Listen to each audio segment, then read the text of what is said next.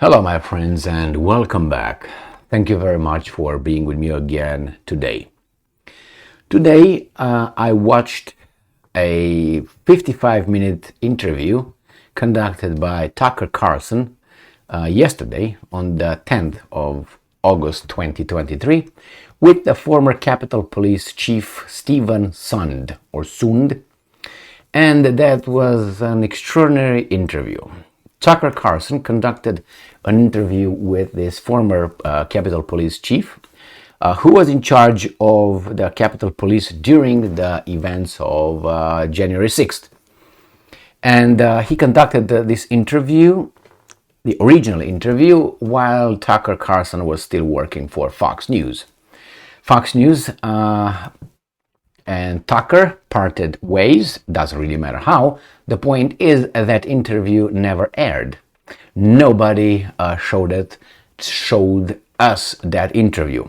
So Tucker conducted the interview again at his house or wherever his location is currently.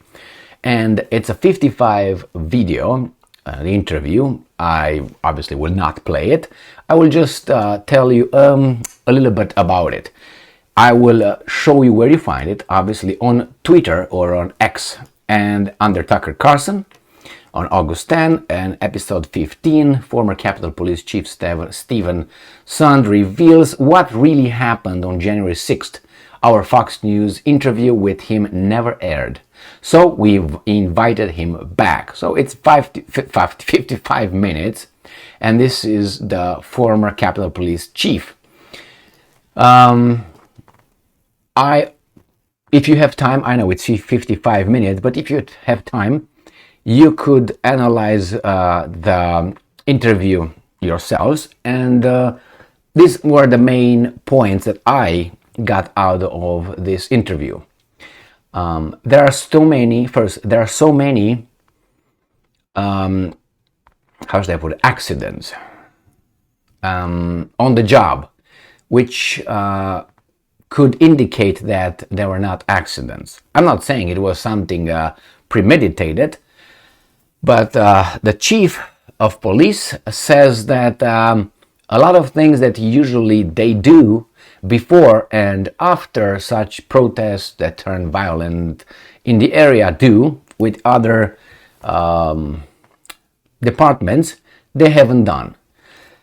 This chief of police also claims, and he wrote a book about it, but he complains that he was denied his request for the National Guard for about 5 hours or so, or not 5 hours, from the time he requested assistance from the National Guard to help, protect the Capitol, which was about, I think, if I remember correctly, about 1 o'clock p.m. They didn't show up only at 6 p.m. Now, that National Guard location in Washington, D.C., supposedly, according to them, is at watching distance, viewing distance from the Capitol. And they also say that officers from a New Jersey police departments showed up at the scene at the Capitol in Washington, D.C. before the National Guard showed up at the Capitol. So remember, National Guard is located in Washington, D.C., and the guys from New Jersey, the police that he contacted, showed up at the scene before these guys. But they also say that the generals, some military generals in Washington, D.C. area, had already protection.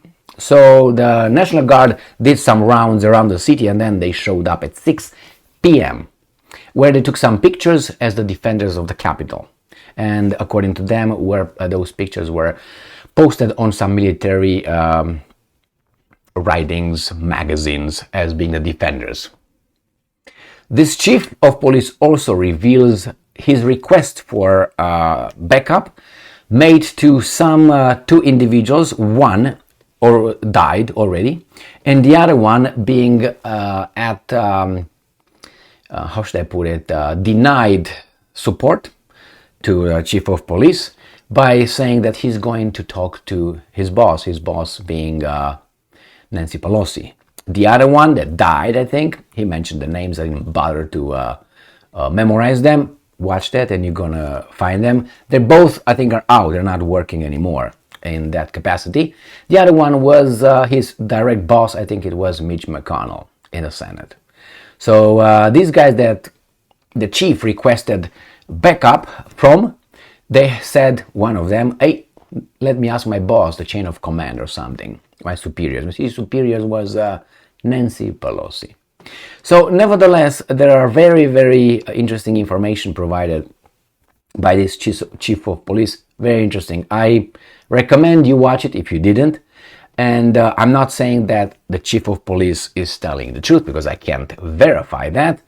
But the fact that he shows up in front of a camera and he says all those things, remember, he could be, he's not working as the chief of police anyway, but he could be reprimanded badly if he would lie. So I don't think he lies, unless he lies with a purpose coming from the same group that he points the finger at.